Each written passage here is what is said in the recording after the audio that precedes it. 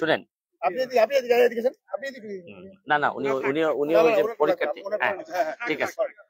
এই যে 14 জুন 2023 সালে প্রাথমিক সহশিক্ষকদের একটা পরীক্ষা হয়, এই সার্কুলার দেয় ঢাকা এবং চট্টগ্রামে। প্রায় 11 লক্ষ মানুষ এটার জন্য কি করেন, এই পরীক্ষা দিয়েছিলেন। তো 11 লক্ষ মানুষ এটাতে পরীক্ষায় বসছিলেন।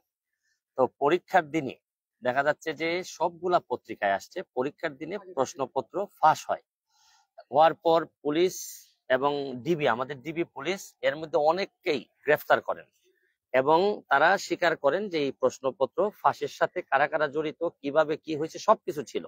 এবং অনেকগুলা পত্রিকায় এই রিপোর্ট আসার পরেও দেখা যাচ্ছে যে আমাদের মন্ত্রণালয় থেকে এখন পর্যন্ত কোনো ধরনের ইনকোয়ারি তো দূরের কথা, বরং তারা এইটারে ইগনোর করে সামনের দিকে এগিয়ে যাচ্ছেন। তারা বাইবা কল করতেছেন, বাইবা হচ্ছে এবং বাইবা চলতেছে।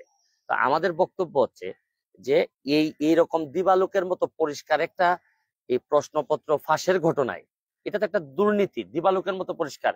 এরকম ঘটনায় একটা তদন্ত কেউ করলো না। এর মানে হচ্ছে গিয়ে আমরা ধারণা করতেছি এটার মধ্যে যারা জড়িত তাদের মধ্যে ইভেন যারা এই মন্ত্রণালয়ে যারা ছিলেন তারাও জড়িত থাকতে পারেন।